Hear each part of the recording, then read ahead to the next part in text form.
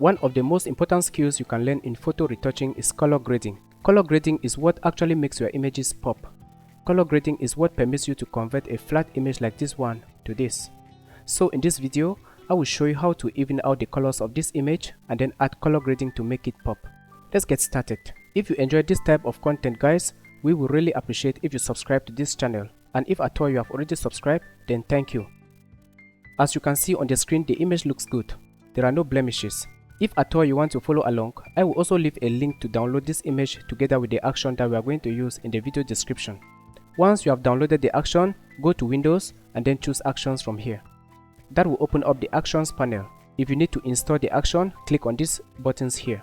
Then choose Load Action from here. Locate the action from where you save it on your hard drive and import it inside of Photoshop. Once that is done, you will have this folder here. Make sure the background is selected, then open it up. I have an action for 8-bit and 16-bit images. On this image, it is 8-bit. You can tell that it is 8-bit by just looking at this number here. If yours is 16-bit, then you can just select Auto Detect from here. It will automatically detect if your image is 8-bit or 16-bit and perform the necessary action. Once this is selected, simply click on this button to apply the action. As you can see on the Layers panel, it duplicated the background to low frequency or the color and high frequency or the texture. Now it is prompting us to add a radius on the low frequency layer. This radius is photo dependent, which means what works in this particular image might not work on your image. So play with this radius and determine the value that will enter here. I'll just drag the radius up until I'm able to blur away those textures.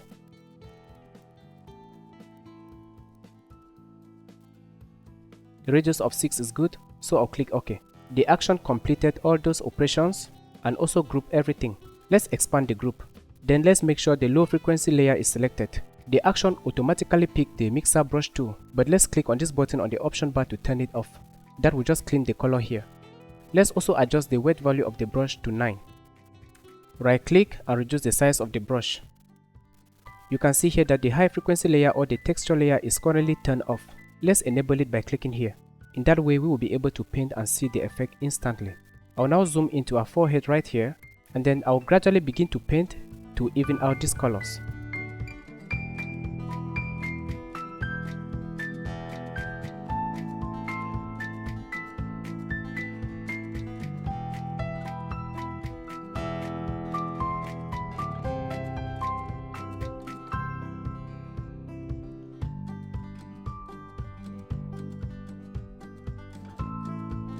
Now I have successfully evened out all those colors.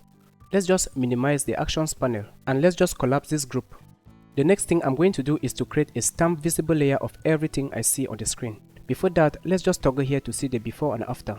Here's the before and here's the after with those colors even out. I'll press Ctrl Alt Shift and E on the keyboard. That is going to create a stamp layer on top here, and I'll just rename it to grading.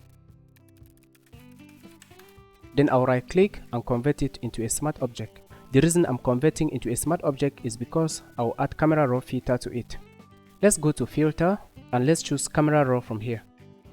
Once this window opens up, if you are following along, click on the basics tab here. Then let's dehaze the image by dragging it like that this way.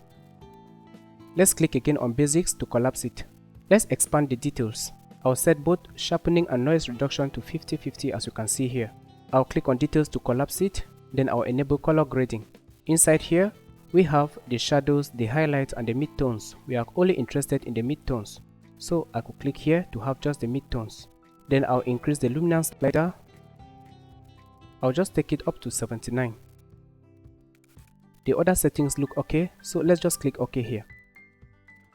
Let us see the before and after with camera raw filter applied. This is the before and this is the after. Press the D key on the keyboard. That is going to establish the default foreground and background color. Then with the gradient layer selected, click on the new adjustment layer icon here and then choose gradient map. The gradient map is automatically going to pick the foreground and background color that we had here a moment ago. I'm going to hold the Alt key, that will be the Option key on the Mac, and click in between these two layers to clip it. This means anything that happens on the gradient map only affects the grading layer. I'll change its blending mode from normal to soft light. Then I'll reduce its opacity to 20%. Click on the new adjustment layer icon and choose levels from here. Let's adjust the highlight by clicking this slider and dragging it to the left. 188 is okay, and let's drag the shadows to the right. 25 is good. Let's also adjust the midtones here. Let's click on this button to also clip it. This is the before and this is the after. Next, let's click again on the new adjustment layer icon and choose selective colorway at the bottom here. Let's clip it, and with the reds targeted, I'll input 20 here. Press the tab key and input 12. Press the tab key again, input 25 there. Press the tab key and input -22 there. Then I'll also make sure relative is chosen. Now let's try to balance the colors a little bit by adding color balance. Let's click again on the new adjustment layer icon and let's choose color balance from here. Let's clip it, and for now I'm only interested with the shadows. So I'll click under the tone option here and choose shadows. I'll reduce the reds by inputting -17 here. Then I'll hit the tab key and I'll just input 1 and 1. This is the before and this is the after. Because we reduced the reds, we eliminated the colors that were affecting the background here. Now let's put all these adjustments inside one group.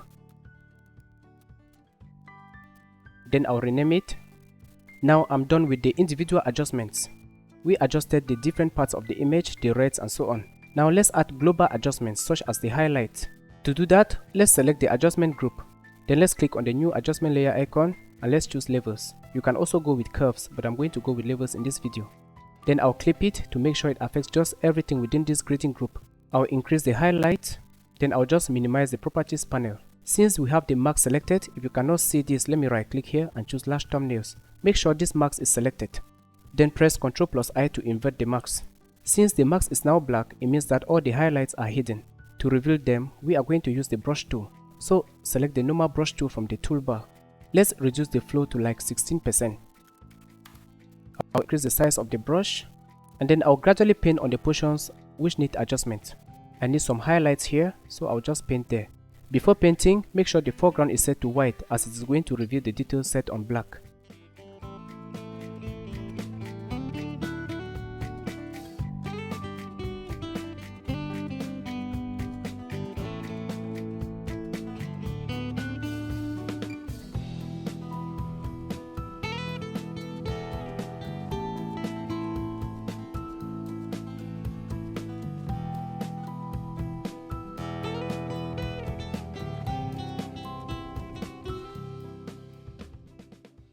That might not look like much, but a lot happened.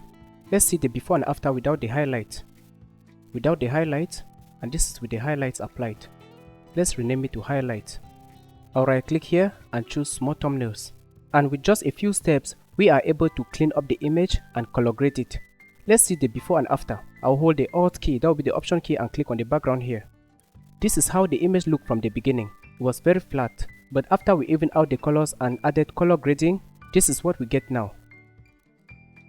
So much difference, guys. So that does it for this video. This is how you can easily clean up and color grade an image to make it pop inside of Photoshop. Hopefully you learned something from this video, and if you did, guys, I would really appreciate if you subscribe to this channel and give us a like. By liking this video, it is also a way to tell YouTube to recommend this video to more people. So thank you for following along, and I'm going to see you in the next one tomorrow. Bye bye.